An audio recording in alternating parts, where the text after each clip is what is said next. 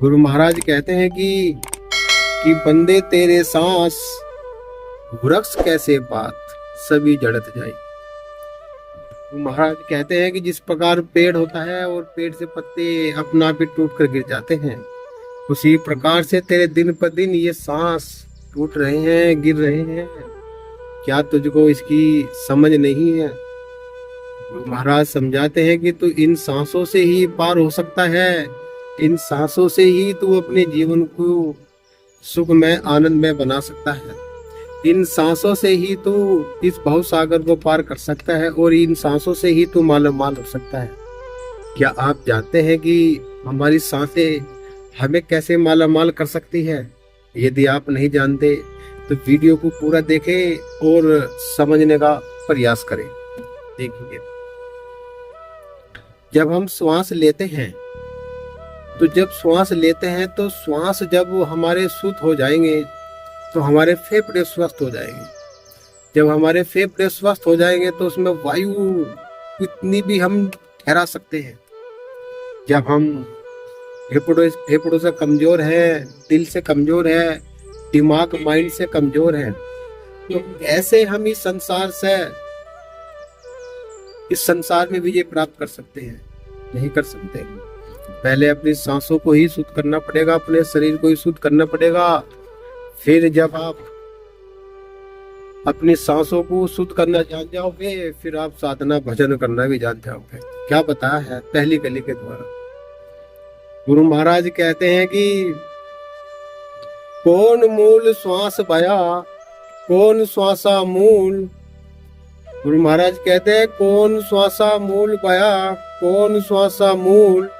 इसकी कर ले प्रतीत बावले, दूर पड़ेगा जाई फिर मिलना नहीं। गुरु महाराज कहते हैं कि जिन सांसों को तूने सतगुरु के चरणों में लगा दिया, साधु संतों की सेवा कर ली, और जिन सांसों में तूने साधना सतगुरु के नाम का भजन कर लिया, केवल वे ही सांस तेरी मूल हो गई है। अन्यथा तो तेरी सारी सांसें ही व्यर्थ चली गई। क्या तुझको पता नहीं कि एक एक सांस जब निकलती है फिर वापस नहीं आती? जैसे पेड़ से फल टूट जाता है, पत्ता टूट जाता है, उस पर दूसरा ही लग सकता है, वो कदापि एलपी से भी नहीं जुड़ेगा। आप चाहो तो प्रैक्टिकल करके भी देख सकते हैं, वो जुड़ेगा नहीं। इसीलिए जो चीज प्रकृति ने हम लोगों के लिए बनाया है, वो क्या बनाया है? इस प्रकृति में रहते हुए हमें इस प्रकृति से भी न्यारा रहना पड़ेगा। हम इस संसार में रहेंगे और इस संसार के सभी काम भी करेंगे, लेकिन हम एक सतगुरु के नाम का ही साधना भजन में लगे रहे। जिस प्रकार राजस्थान की महिला सर पे घड़े पे भी घड़ा उसके ऊपर छाछ रख लेती है और सहेलियों के साथ हंसती डोलती वही आ जाती है, और उसका एक बूंद भी पानी वो छलकने नहीं देती। क्यों? क्योंकि उसका ध्यान जो है उस मालिक में लगा हुआ है, उस घड़े पर लगा हुआ है, इसलिए डोलती वही आती है। ऐसे ही बताया महाराज ने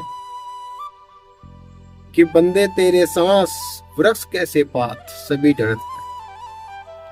दूसरी कली के द्वारा क्या बता रहे हैं गुरु महाराज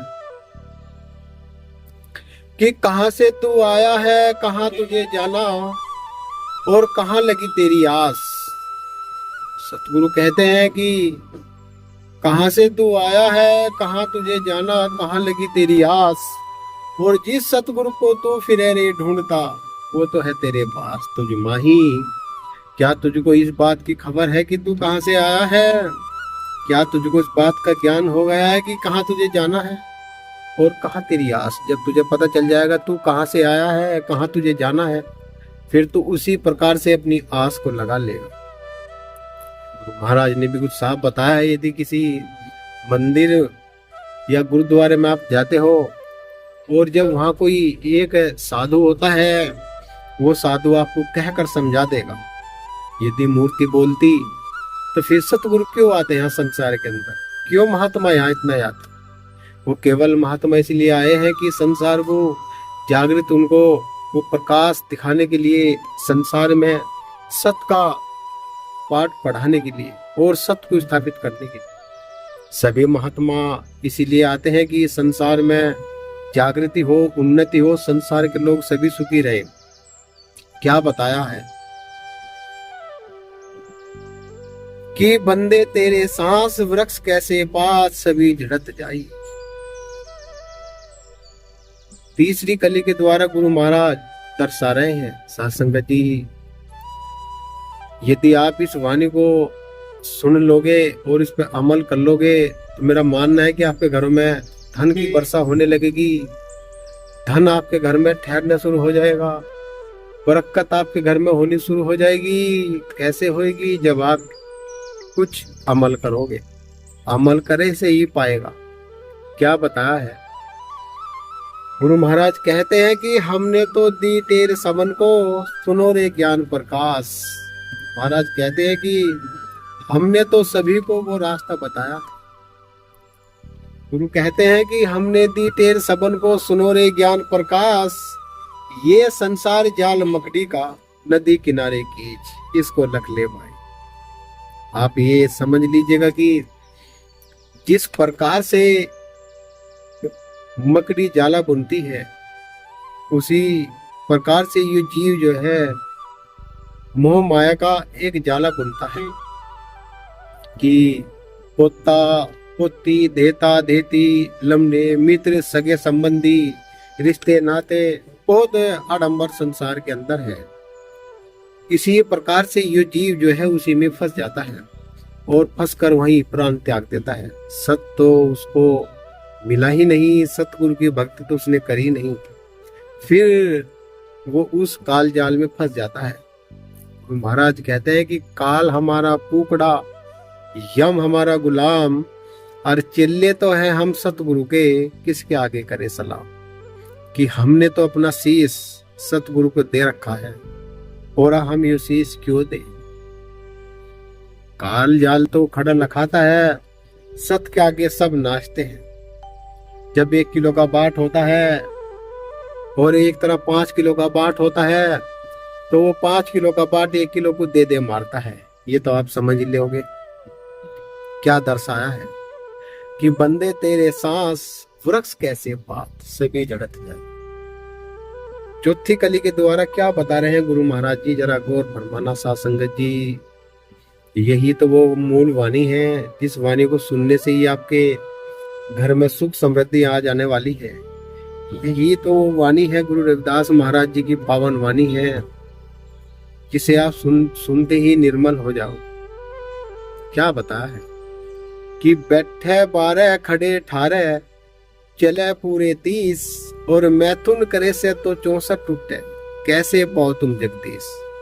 क्या महाराज ने इतनी बेहतरीन बात बताई है, समझ लेते हैं चीजों क्या है।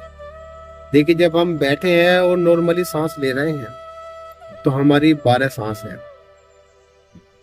जब हम खड़े हो जाएंगे तो वे 18 हो जाएगी, तो जब हम चलेंगे तो वे 30 हो जाएगी, और जब हम मैथुन भोग करते हैं तो वो 64वां टूट जाती है।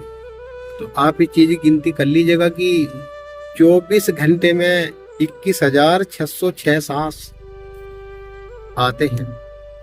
अब आप 1 महीने का, मंथ का और पूरे जीवन के सांस गिन लीजिए, कितने करोड़ ये सांस बैठते हैं, और कितने सांसों में हमने साधना भजन बंदगी करी है, सेवा सुमरन किया है। उसी के आधार पर आप अपना निर्णय कर लोगे कि पता है कि बंदे तेरे सांस वृक्ष कैसे पात सभी जड़त जाई।